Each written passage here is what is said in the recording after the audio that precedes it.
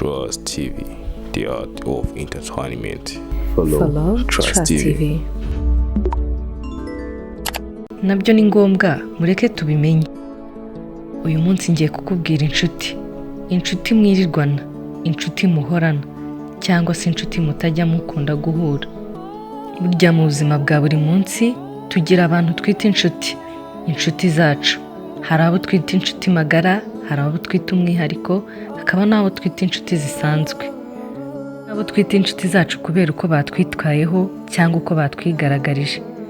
Gusa kuba bigaragaje, hari igihe iyo urebye neza ukitegereza ubona bihabanye n'uko inshuti zitwara. Niyo mpamvu ugiye kukwereka urutonde rw'abantu ukwiye gukura mu nshuti zawe bitewe n'imyitwarire ziba zifite kuri wowe.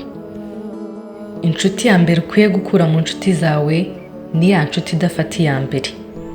Iyi nshuti idafata iya mbere ni ya nshuti idashobora kukwandikira, ya nshuti idashobora kuguhamagara, ya nshuti idashobora kugusura igihe runaka, ya nshuti ibintu byose ari wowe ubikora. Iyi ni ya nshuti n'ubundi ibona yuko uri kuyihomaho, kuko ibintu byose aba ari wowe.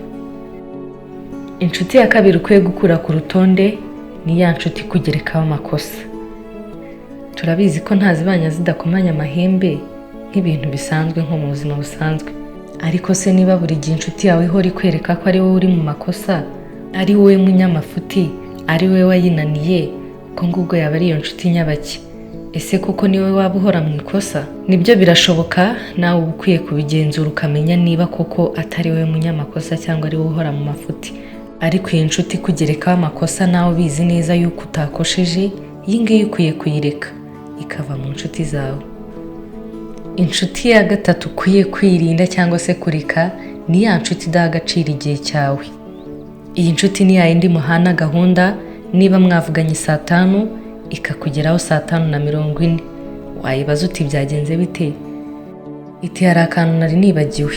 Mu by'ukuri iyi nshuti hari igihe waba wayimenyesheje ko yenda ugiye kujya mu ishuri, cyangwa se hari ikintu cy'ingenzi wari gukora mu ishuri ku isaha ya 5:00, ariko ukabona 5:10 iraguhamagaye iti ntago mbonetse, birantunguye. Iyi nshuti nayo ikwiye kuva mu mubare w'inshuti zawe. Niba idaha agaciro igihe cyawe nk'uko nawe bahaye agaciro igihe cye. Inshuti ya kane ukwiye kwirinda cyangwa se gukura mu nshuti zawe ni ya nshuti idaha agaciro imipaka yawe, cyangwa se tubaha ahantu wishyiriyeho ho kugarukira. Ibi bijyana n'imyitwarire yawe, kuko buri wese aba yarishyiriyeho imipaka ye, ibyo atagomba gukora, ibyo atagomba kurya, ibyo atagomba kurenga, ndetse n'ibyo agarukiraho avuga. Iyi nshuti rero iyo ibirenzeho ugasanga iguhamagaye 5:00 z'ijoro kandi wowe utajya witaba telefone ayo masaha, iyo uba ukwiye kuyigenzura ukamenya niba koko iguhamagariye impamvu nyakuri, ukabigenzura neza ukabimenya. Ugasanga nk'iyi nshuti irakubwiye iti dukora iki ngiki, ibizi neza yuko utabikora, ibizi neza yuko rwose udashobora no guhindukiza amaso yawe ngo urebe ibyo ngibyo ikwereka. Iyi nshuti nayo ishobora kuzaguta mu byago, ikaguta mu kaga. Iyi nshuti rero idashobora kubaha imipaka yawe ugomba kuyigendera kure, kuko ahanini bigusuzugura. Ireba ikavuga iti ariko ubundi yaba yigira ibiki? Iyi rero ntabwo ari inshuti yawe. Inshuti ya gatanu ni inshuti ihorana ukuri.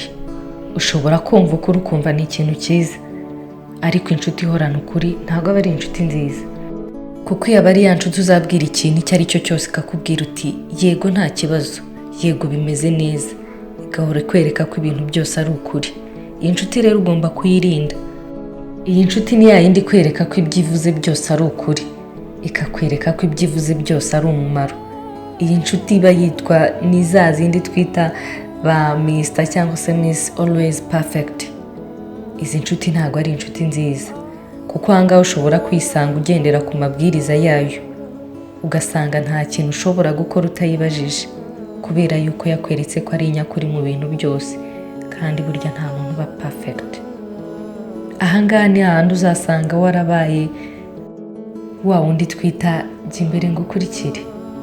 Inshuti ya gatandatu ugomba kwirinda ni ya nshuti iguca intege, urucantege. Iyi ntabwo aba ari inshuti. Ya nshuti ushobora kubwira uti mfite umushinga uyu n'uyu, mfite umushinga runaka, hari akantu ndi gutekereza muri iyi minsi, ikakubwira iti ndabizi urabona wowe uzunguka, we rwose ntabwo wakunguka, ndakwiyiziye neza. ugasanga nta kintu ushobora gukora cyangwa se ngo ugereho uzamuke kubera iyo nshuti yawe ihora iguca intege idashobora kugutera ingabo mu bitugu. Kandi inshuti burya ziberaho guterana ingabo mu bitugu zigaterana imbaraga, aho rukomeye zikarwanirirana. Inshuti mufatanya mu bibazo mukarwanirirana, iyi niyo nshuti nyanshuti. Naho ya nshuti itabasha kugutabara mu bibazo ahubwo ikaguca intege gusa, iyi ntabwo aba ari inshuti yawe. Iyi bikwiye kuva mu mubare w'inshuti zawe. Inshuti ya karindwi ukwiye kwirinda ni ya nshuti kwibuka ari uko igukeneye gusa. Ukumva telefone uti ni ya nshuti yawe ya kera, umuntu ariko akumva ngo ni inshuti yawe, ahubwo ngo yagakwiye kuba umuntu mukorana business, kuko niwe uguhamagara igihe agukeneye gusa cyangwa igihe mufite business nyine mugiye gukora. Iyi nshuti rero itabasha kuguhamagara cyangwa se kukwitaho mu gihe itagukeneye, iyi ntabwo aba ari inshuti yawe. Nubyitegereza uzabibona neza kuko yenda izanyura nk'aho utuye, guhamagara iti mbonye iwawe ndahanyuze numva nagusuhuza. Iyo nshuti rero ntabwo aba ari inshuti nyanshuti, kuko n'ubundi ahangaha izaba ikwibutse kubera yuko ibonye igituma ikwibuka. Inshuti ya munani ukwiye kwirinda ni ya nshuti idaha agaciro uba uriwe. Burya buri wese agira uko agaragara, uko azwi bitewe n'ahantu ari cyangwa se bitewe n'ikintu akora. Iyi nshuti rero uzasanga niba mwarabyirukanye se cyangwa mwarabanye kera cyangwa mwariganye mu mashuri, ari ya nshuti idatinya kuvuga mu bantu uba uriwe, cyangwa se itanabivuga mu bantu ikagenda ibijojora ku ruhande gutyo utabizi. Iyi nshuti rero niba mwarabyirukanye uzasanga nanone ari ya nshuti idashaka kuva ku izima. Niba hari utuzina bakwitaga yenda dusebeje igashaka guhora itugarura, mu by'ukuri bibona yuko hari urwego warenze cyangwa se hari akandi gaciro ufite muri icyo gihe, ariko ukabonera komeza gushaka kubigarura muri bagenzi bawe cyangwa se mu bo mukorana aho ngaho. Iyo nshuti rwose ntabwo aba ari inshuti nyanshuti. Ibi bintu nta nshuti ya nyayo yabikora. Niba rero mu nshuti zawe hari inshuti bigenza gutya, menya ko atari inshuti ya nyayo, kuko itabasha guha agaciro uwo uriwe.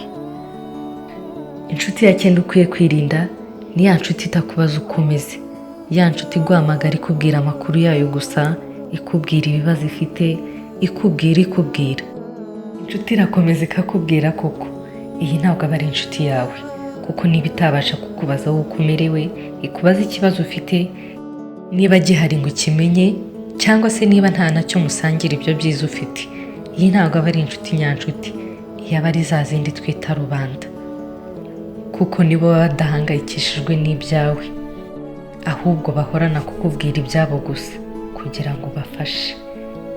Niba rero ufite inshuti nk'iyi ngiyi, yirinde, kuko ni yayindi itazakubaza mwaramutse mwiriwe ngo igusuhuze inamenye uko umerewe mu buzima busanzwe. Iyi ntabwo aba ari inshuti yawe. Izi nshuti ziteye gutya rero ziba zifitanye isano, uzagenzura urebe ninde nkwiye kugumana nk'inshuti yanjye, ninde dukwiye kubana, niyihe nshuti nkwiye kureka, niyihe nshuti nkwiye kwitwaraho. Uzabigenzure rero uzamenya inshuti yawe ya nyayo, uzamenya inshuti mushobora kubana mu bintu mu byiza, kuko ariyo nshuti iba ikenewe. Ngende Rwibutso Shema Jemima, wakoze kubana na Trust TV, wakoze kubana natwe mu kiganiro. Nabyo ni ngombwa mureke tubimenye. Niba wakunze ikiganiro kanda like, unaduhe commentaire ku byo wumva twazakugezaho ubutaha. Ciao. Trust TV, the art of entertainment. Follow Trust TV.